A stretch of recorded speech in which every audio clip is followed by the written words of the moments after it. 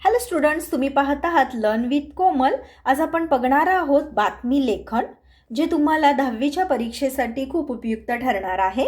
बातमी आहे मराठी भाषा दिन सोहळा संपन्न. बातमी आपल्याला मिळालेली आहे 28 फेब्रुवारीला आणि मराठी भाषा दिन सोहळा कधी संपन्न झालेला आहे त्याच्या आदल्या दिवशी म्हणजे 27 फेब्रुवारीला. त्यामुळे आपल्याला बातमी कधी मिळते? दुसऱ्या दिवशी. मग मराठी भाषा दिन सोहळा संपन्न कशा प्रकारे झालेला आहे ती बातमी आपल्याला 28 तारखेला मिळालेली आहे. चला तर पाहूया. आमच्या वार्ताहराकडून शिरवळ येथील जनता विद्यालयात मंगळवार दिनांक 27 फेब्रुवारी 2024 रोजी कवी कुसुमाग्रजांचा जन्मदिवस मराठी भाषा दिन म्हणून अतिशय उत्साहाने साजरा झाला. जे जनता विद्यालय आहे शिरवळ येथील, तिथे 27 फेब्रुवारीला कवी कुसुमाग्रजांचा जन्मदिवस मराठी भाषा दिन म्हणून अतिशय उत्साहाने साजरा झाला. संपूर्ण कार्यक्रमाचं आयोजन शाळेच्या उपमुख्याध्यापिका सौ कमल कारखानीस यांनी केले होते. तर कार्यक्रमाचे अध्यक्षपद श्री सागर शिंदे यांनी भूषविले होते आणि कार्यक्रमाचे प्रमुख पाहुणे होते ज्येष्ठ साहित्यिक श्री अरविंद मोरे. म्हणजे कार्यक्रमाचं आयोजन उपमुख्याध्यापिका कमल कारखानीस यांनी केलं, अध्यक्षपद सागर शिंदे यांनी भूषविलं आणि कार्यक्रमाला प्रमुख पाहुणे म्हणून ज्येष्ठ साहित्यिक श्री अरविंद मोरे यांना आमंत्रित केले गेले. हा कार्यक्रम शाळेच्या भव्य सभागृहात झाला. कार्यक्रमाच्या सुरुवातीला शाळेच्या मुख्याध्यापिका सौ स्वाती कुलकर्णी यांनी श्री शारदेच्या व कवी कुसुमाग्रजांच्या प्रतिमांना पुष्पहार अर्पण करून दीप प्रज्वलन केले. आता शाळेतील कार्यक्रमाला जेव्हा सुरुवात केली जाते तेव्हा आपण काय करतो? सुरुवातीला शारदा देवीला काय करतो? पुष्पहार अर्पण करून दीप प्रज्वलन करतो. त्यानंतर काय? कवी कुसुमाग्रज यांनी रचलेलं सर्वात्मका शिवसुंदरा स्वीकार्य अभिवादना हे ईश स्तवन काय केले? 10वीतील विद्यार्थिनी कुमारी तेजस्विनी पवार हिने गायलं. त्यानंतर शाळेतील मराठी विषयाच्या ज्येष्ठ शिक्षिका सौ स्मिता आपटे यांनी कवी कुसुमाग्रजांच्या साहित्याचा परिचय आपल्या भाषणातून करून दिला.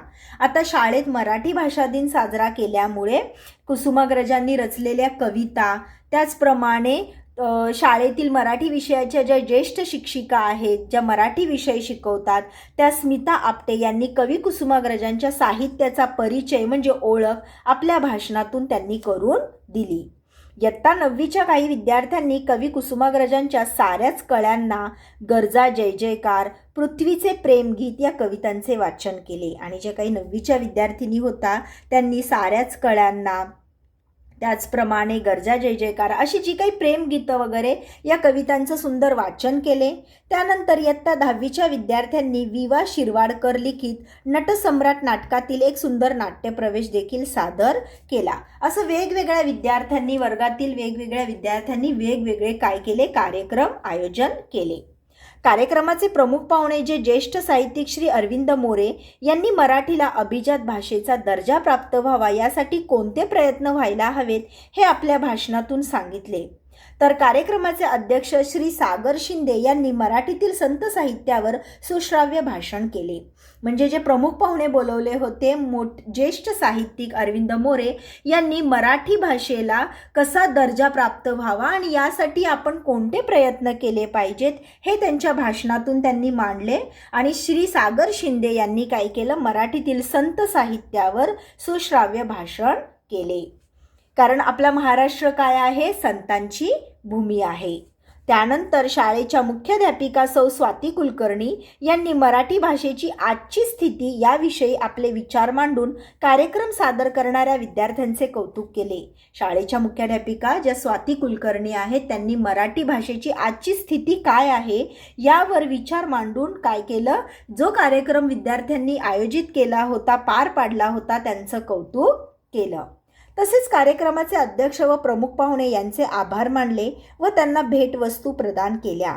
शेवटी श्री संत ज्ञानेश्वर लिखित पसायदानाने कार्यक्रमाची सांगता झाली आणि शेवटी संत ज्ञानेश्वरांनी लिहिलेलं पसायदान गाऊन सगळ्यांनी काय केली? कार्यक्रमाची सांगता झाली.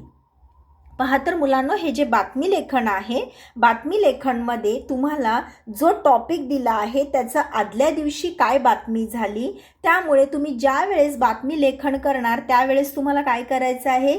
जे तुम्ही तारीख टाकता आहात त्याच्या आदल्या दिवसाची तारीख तुम्हाला बातमी म्हणून द्यायची आहे. कळालं? तर आपण विद्यार्थ्यांनो नक्कीच नेक्स्ट लेसनकडे मिळूया. थँक्यू.